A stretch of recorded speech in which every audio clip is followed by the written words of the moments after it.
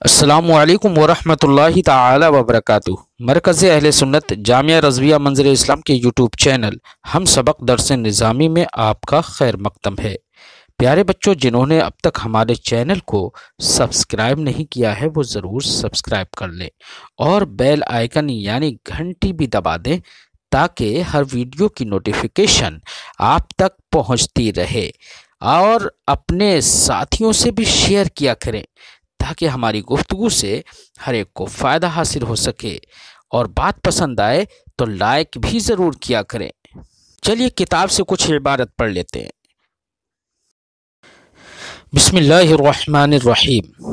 خلافا للکسائی فإنه لا يضمر الفاعل بل يحذفه تحرزا عن الإضمار قبل الذکر، ويظهر أثر الخلاف في نحو ضرباني وأكرمني الزيداني عند البصريين وضربني وأكرمني الزيداني عند الكسائي، وجاز أي إعمال الفعل الثاني مع اقتضاء الفعل الأول الفاعل، خلافا للفرع فإنه لا يجوز إعمال الفعل الثاني عند اقتضاء الأول الفاعل، لأنه يلزم على تقدير إعماله إما الإضمار قبل الذكر كما هو مذهب الجمهور، أو حذف لفاعل كما هو مذهب الكسائي، بل يجب عنده إعمال الفعل الأول، فإن اقتضى الثاني الفاعل أضمرته، وإن اقتضى المفعول حذفته أو أضمرته،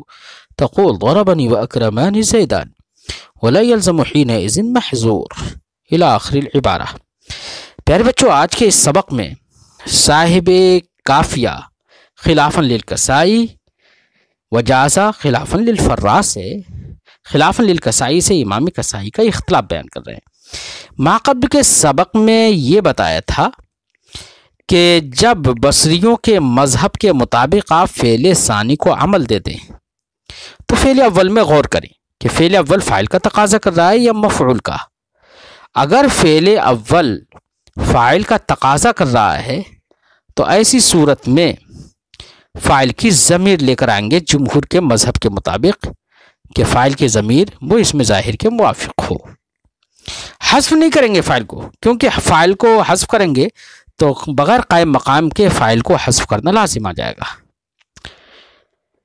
اور اس میں ذکر بھی نہیں کریں گے، کیوں؟ اس لیے کہ تکرار لازم آ جائے گی، اس لیے اس کی ضمیر ہی لے کر آئیں گے۔ اب ضمیر لے کر آئیں گے تو ایسی صورت میں اضمار قبل ذکر لازم آئے گا۔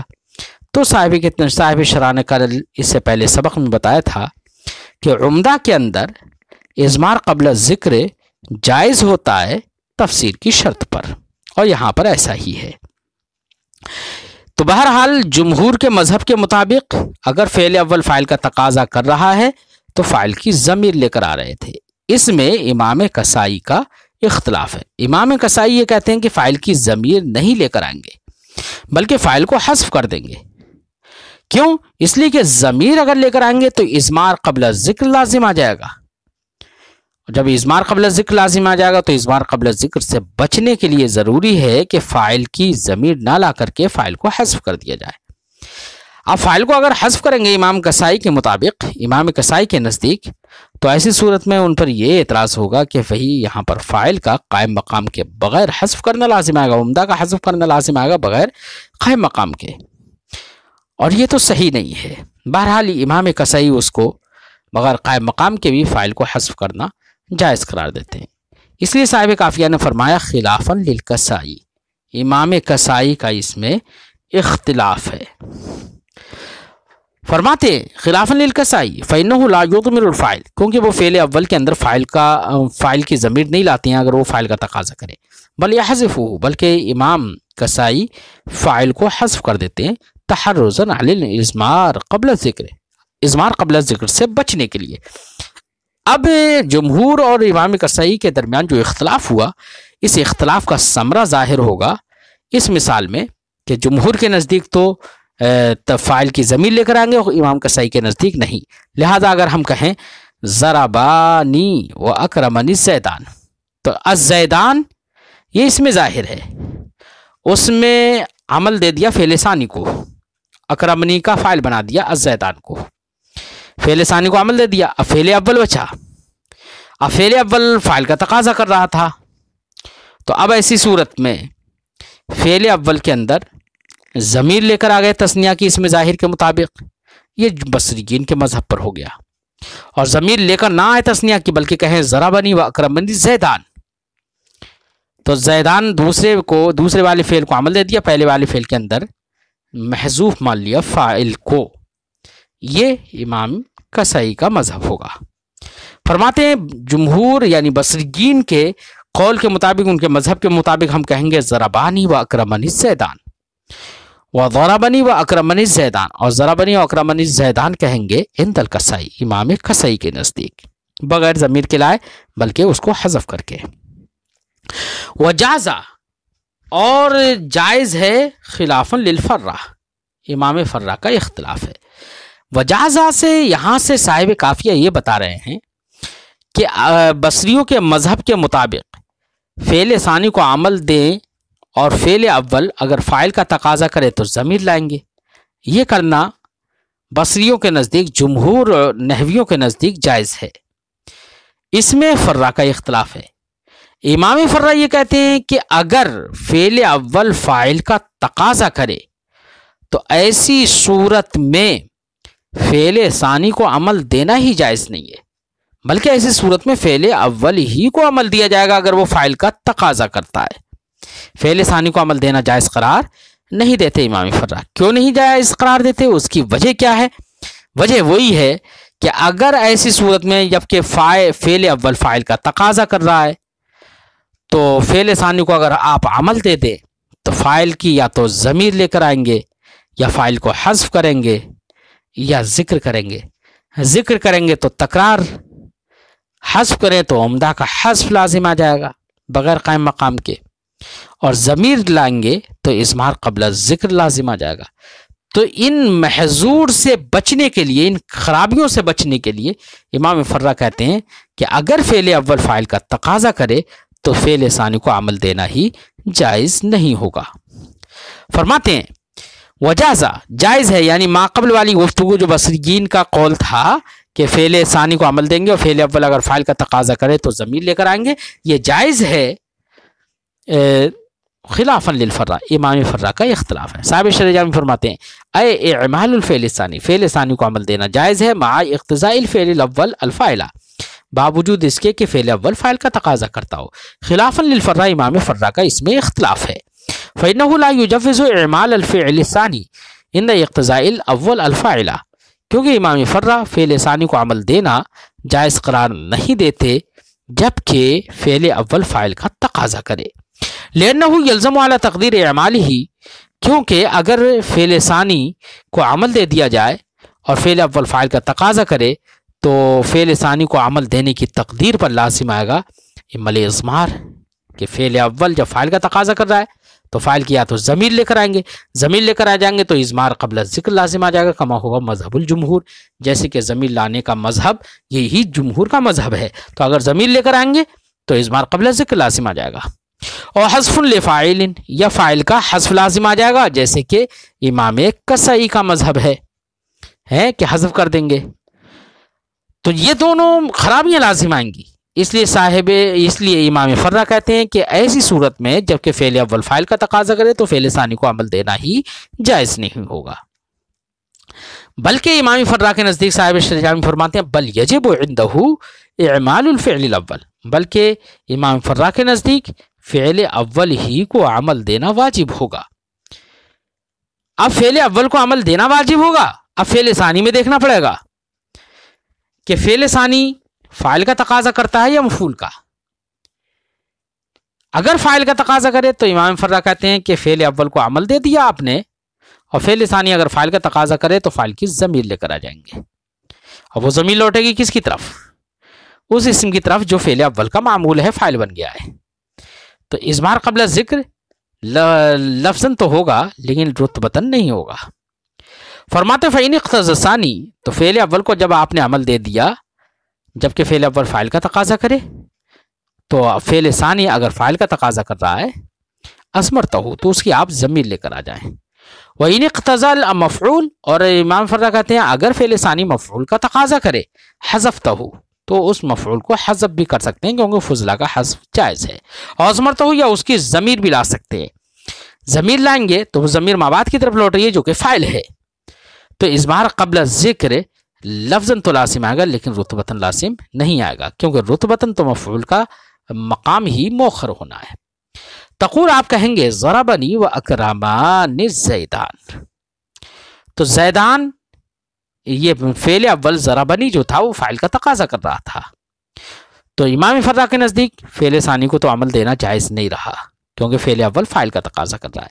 تو الزیدان کو فاعل بنا دیا آپ نے ضربنی کا. اب فعل ثانی اکرمانی ہے، وہاں پر اکرمنی تھا تو وہ فاعل کا تقاضا کر رہا تھا فعل ثانی، تو فعل ثانی فاعل کا تقاضا کر رہا ہے تو آپ نے اکرمانی کہا، یعنی فاعل کی ضمیر لے کر آپ آ گئے. بات سمجھ میں آئی؟ تو یہاں پر فاعل کی ضمیر آ گئے.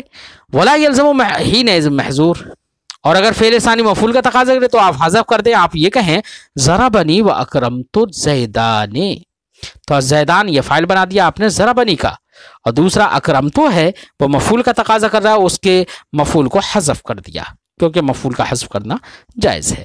فرماتے ہوئے ولا یلزم حینئذ محذور، اب ایسے وقت میں یعنی جبکہ فعل اول فاعل کا تقاضا کر رہا ہے اور تو ایسی صورت میں فعل ثانی کو عمل نہ دے کر فعل اول کو عمل دینا واجب ہوا، اور فعل ثانی میں ہم نے جو کیا ویسا کیا کہ فاعل کا تقاضا کر رہا ہے تو ضمیر لے آئے، اور یا مفعول کا تقاضا کر رہا ہے تو حذف کر دیا، تو ایسی صورت میں کوئی خرابی ہی لازم نہیں آئے گی، کوئی محذور لازم نہیں آئے گا. اس لیے امام فرا نے کہہ دیا کہ اگر فعل اول فاعل کا تقاضا کرے تو فعل اول ہی کو عمل دینا واجب ہوگا. یہ روایت جو امام فرا کی متن میں مذکور ہے یہ روایت غیر مشہور ہے. امام فرا سے جو مشہور روایت ہے وہ الگ ہے. ایک روایت امام فرا سے مشہور جو ہے وہ تشریک الرافعین ہے، یعنی اگر دونوں فعل فاعل کا تقاضا کر رہے ہیں تو اس میں ظاہر جو بعد میں آ رہا ہے ان میں سے دونوں فعلوں میں سے ہر ایک اس کو اپنا فاعل بنانا چاہتا ہے، تو امام فراکن سے ایک روایت مشہورہ یہ بھی ہے کہ دونوں فعل رفع دینے میں شریک ہو جائیں گے.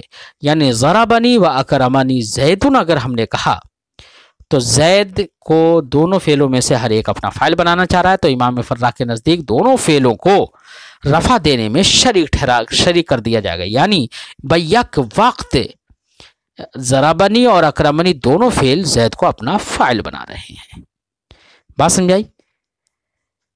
لیکن اس روایت پر خرابی یہ ہے کہ معمول واحد کا دو عاملوں کے تحت داخل ہونا لازم آ جائے گا ایک وقت میں، اس لیے یہ درست نہیں ہوگا. ایک تو مشہور روایت امام فرا سے یہ بھی ہے، اور ایک روایت یہ بھی ہے امام فرا سے کہ ضمیر لے آئی جائے اس میں ظاہر کے بعد،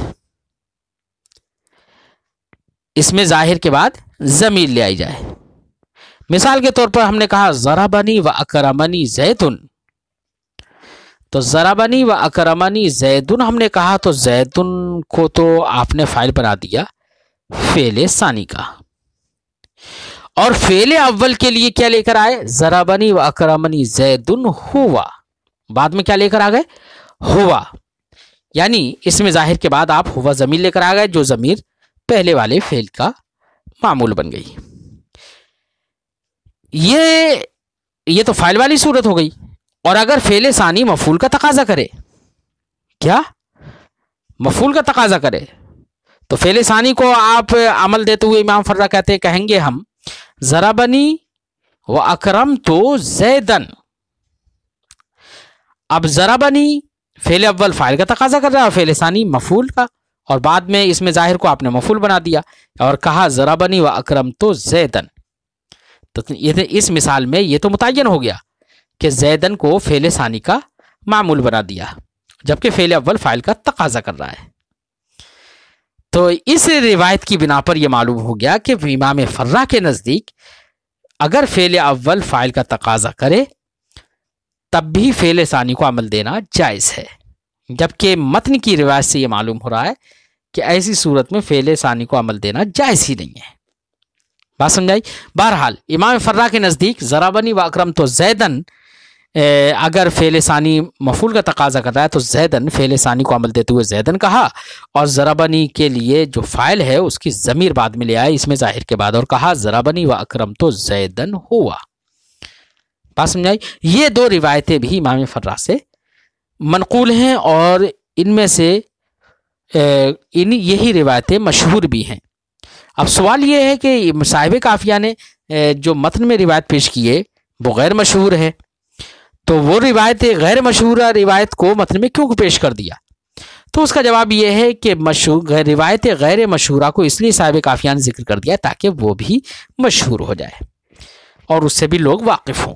فرماتے ہیں وجازہ، اچھا فرماتے ہیں کہ بل یجب حذفہ، بلکہ اس کہاں گیا وقیلا، اور کہا گیا ہے روی عنہ تشریک الرافعین۔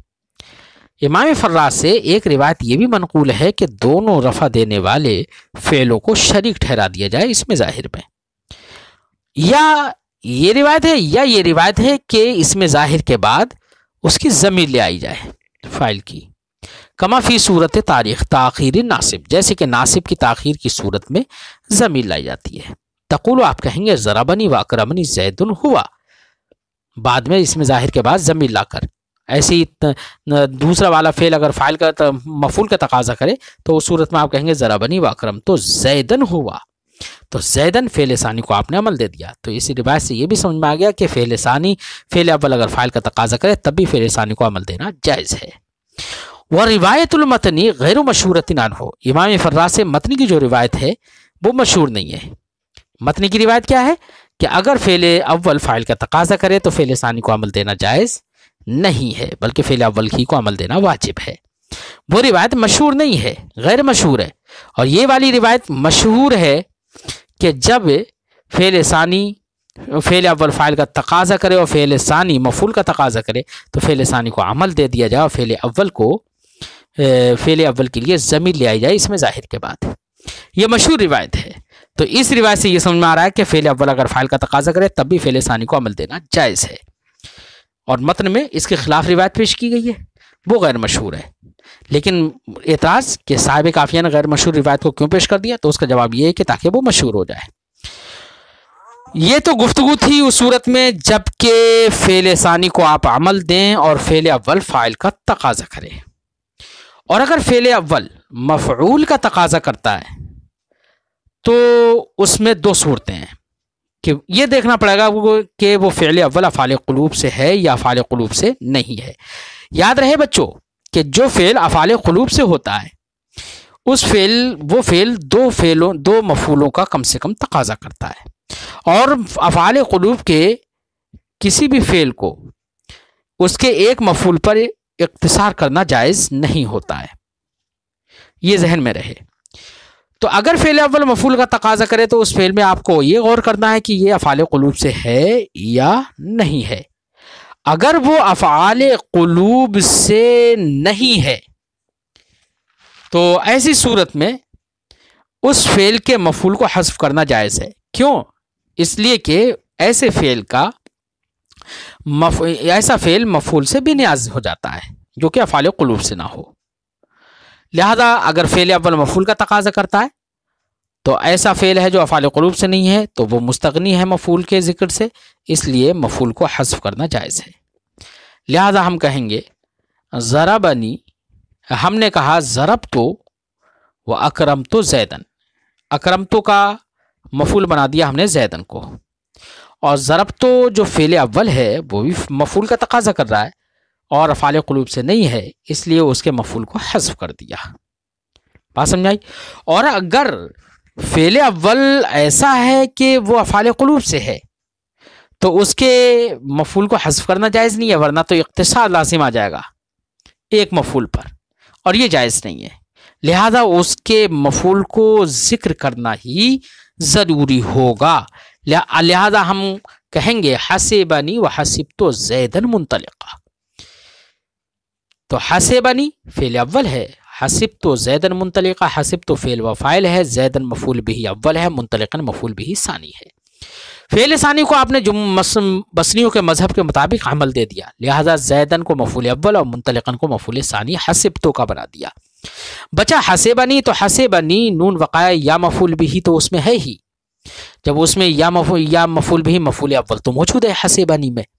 अब उसको मफूल सानी की ज़रूरत है क्योंकि वो अफ़ाल क़ुलूब से है, तो अब मफूल सानी को आप जिक्र ही करेंगे, हस्फ नहीं कर सकते, क्योंकि हस्फ करने की सूरत में क्या लाजिम आएगा, इख्तिसार करना। बाब हसिब्तो के दो मफूलों में से एक मफूल को हज़फ करके एक पर इख्तिसार करना लाजिम आ जाएगा, और ये जायज़ नहीं है। इसलिए आप कहेंगे जिक्र करके हसेबनी मुंतलिकन व हसिब्तो ज़ैदन मुंतलिका, ऐसे आप कहेंगे। बात समझ में आई बच्चों? और ऐसी सूरत में ज़मीर भी लाना जायज़ नहीं है। क्यों? क्योंकि मफूल की ज़मीर लेकर आएंगे और वो ज़मीर लौटेगी किसकी तरफ?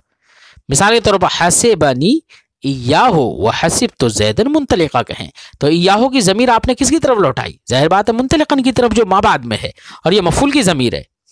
तो यहाँ पर इज़मार क़ब्ल ज़िक्र लाजिम आ गया, मुंतलिकन से पहले उसकी ज़मीर आ गई, और ये इज़मार क़ब्ल ज़िक्र लफ्ज़न भी होगा और रुतबतन भी होगा, क्योंकि मफ़ऊल का रुतबा भी मुक़द्दम होना नहीं है, इसलिए इज़मार क़ब्ल ज़िक्र लफ्ज़न और रुतबतन दोनों तरीक़े से लाजिम आएगा, इसलिए ये जायज़ नहीं होगा।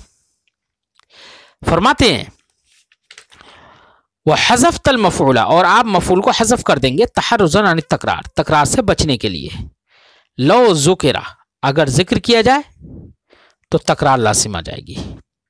वानिल इज़मार क़ब्ल ज़िक्र फिल फ़ुज़ला, और फ़ुज़ला में इज़मार क़ब्ल ज़िक्र से बचने के लिए अगर ज़मीर लाई जाए, लो उज़मिरा, अगर ज़मीर लाई जाए तो ज़मीर लाएंगे तो इज़मार क़ब्ल ज़िक्र लाजिम आ जाएगा, जिक्र करेंगे तो तकरार लाजिम आएगी, इसलिए दोनों से बचने के लिए क्या है, मफ़ूल को हज़फ कर देंगे, और मफ़ूल फ़ुज़ला के अंदर हज़फ करना ये जायज़ है। इन इस्तुग़निया अन्हु, अगर वो फ़ेल उससे बेनियाज हो, मफ़ूल के ज़िक्र से बेनियाज हो, यानी अफ़ाल क़ुलूब से ना हो। वइल्ला ऐ इन लम यस्तग़नी अन्हु, और अगर फ़ेल मफ़ूल के ज़िक्र से बेनियाज ना हो, यानी अफ़ाल क़ुलूब से हो, अज़हरता, तो आप मफ़ूल को ज़ाहिर ही करेंगे। जैसे हसेबनी मुंतलिकन व हसिब्तो ज़ैदन मुंतलिका, तो हसेबनी का मफ़ूल मुंतलिकन को आपने ज़िक्र कर दिया, क्योंकि वहाँ पर फ़ेल हसेबनी वो अफ़ाल क़ुलूब से है, और उसके मफ़ूल को हज़फ करना जायज़ नहीं है, वरना तो एक मफ़ूल पर इख्तिसार करना लाजिम आ जाएगा। फरमाते हैं लिअन्नहु ला यजूज़ु हज़्फ़ु अहदे मफ़ऊलै बाबे हसिब्तो, फरमाते हैं कि बाबे हसिब्तो के दो मफ़ूलों में से एक को हज़फ करना जायज़ नहीं है। वला यजूज़ु इज़मारुहु, और यहाँ पर उसकी ज़मीर लाना भी जायज़ नहीं है, लिअल्ला यल्ज़मल इज़मार क़ब्ल ज़िक्र फिल फ़ुज़ला, ताकि फ़ुज़ला में इज़मार क़ब्ल ज़िक्र लाजिम ना आ जाए। बात समझ में आ गई बच्चों?